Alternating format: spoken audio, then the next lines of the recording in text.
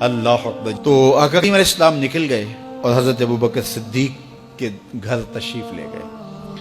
اب دروازے کو دستک دینے لگے تو آواز آئی، حضور میں حاضر ہوں۔ حضرت ابوبکر صدیق تیار کھڑے تھے تو کہا، ابوبکر تم تیار ہو؟ کہا، حضور آپ نے کہا نہیں تھا کہ تیار رہنا؟ کبھی ہجرت کا حکم آ سکتا ہے تو میں تو اس دن سے ہی تیار رہتا ہوں کہ کب حضور آئیں اور جو فرمائیں میں وہی کروں۔ اور پھر وہاں سے لے کے حضور کو وہاں تک گئے اور جبل سور کی چوٹی پر وہ غار ہے، اللہ اکبر، اس غار میں جانے سے قبل حضور کو باہر بیٹھنے کا کہا۔ عرض کی، حضور ذرا میں غار کے اندر کے ماحول کا جائزہ لے لوں۔ غار کے اندر اترے، پہلے اس کو صاف کیا غار کو، پھر دیکھا جگہ جگہ سوراخ تھے، تو اپنا امامہ پھاڑ کے قمیض اتار کے اس کے ٹکڑے کر کے ان سوراخوں میں کپڑا دے دیا۔ 2 سوراخ ایک روایت کے مطابق اور ایک روایت کے مطابق 1 سوراخ بچ گیا، اس میں اپنی ایڑی رکھ دی اور پھر آواز دی، جان عالم اندر تشریف لائی۔ تو آقا کریم علیہ السلام غار میں چلے گئے تو سیدنا صدیق اکبر رضی اللہ تعالی عنہ نے اپنی گود میں آپ کا سر رکھا اور حضور لیٹ گئے۔ اللہ اکبر، کیا منظر ہوگا!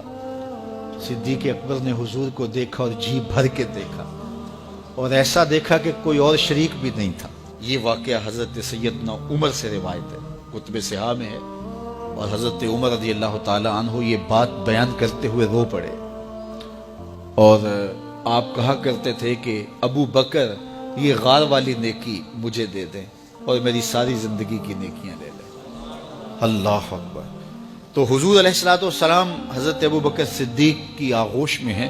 اب ہوا کیا کہ سانپ نے جب ہر راستہ مسدود پایا تو خیر وہ اس راستے پہ پہنچا جہاں انسانی گوشت نظر آیا، تو سانپ نے پھر ڈنگ لگایا۔ سانپ کا ڈنگ اچانک، تو انسان تو کپ کپا کے رہ جاتا ہے، اچانک تو چیونٹی کاٹ جائے تو انسان کپ کپا کے رہ جاتا ہے، چھپکلی گر جائے اچانک تو بندہ اپنے وجود کو جو ہے وہ متوازن نہیں رکھ پاتا۔ تو نیچے سے سانپ اور وہ ڈنگ لگا رہا ہے، لیکن لفظ سنیے، یہ حضرت عمر کی روایت ہے کہ حضرت سیدنا صدیق اکبر نے اپنی ٹانگ کو جنبش نہیں آنے دی، مخافتا ان یتنبہ رسول اللہ، اس ڈر سے کہ کہیں حضور بیدار نہ ہو جائے۔ ساری توجہ ادھر رہی، بے اختیار آنکھوں سے آنسو ڈھلک پڑے، درد کی شدت اتنی تھی اور آنسو گرے تو حضور کے رخسار پہ۔ آقا کریم بیدار ہو گئے۔ بیدار ہوتے ہی میرے حضور نے کہا، مالک یا ابا بکر، ابو بکر کیا ہوا؟ تو یہ ہوتی ہے ہنگامی صورتحال۔ ہنگامی صورتحال میں کسی کو پکاریں یا کسی کو کوئی جواب دیں تو مروجہ آداب کی رعایت کے ساتھ جو لفظ بولے جاتے ہیں وہ ترک کرنے پڑتے ہیں۔ اس مائک میں کرنٹ تھا تو میں قریب ہونے لگا تو آپ نے مجھے متنبہ کرنا تھا، تو میرے ساتھ آپ بہت پیار کرتے ہیں، بہت محبت کرتے ہیں، تو آپ نے اگر مجھے یہ بتانا ہو کہ اس میں کرنٹ ہے اور اگر آپ نے منہ قریب کر لیا تو آپ کو نقصان پہنچ سکتا ہے، تو میرے نام کے ساتھ 20 القاب لیں گے؟ آپ نہیں لیں گے، آپ جلدی جلدی جو ہے وہ مجھے کہیں گے جناب یہاں کرنٹ ہے، تو میں یہیں سے رک جاؤں گا۔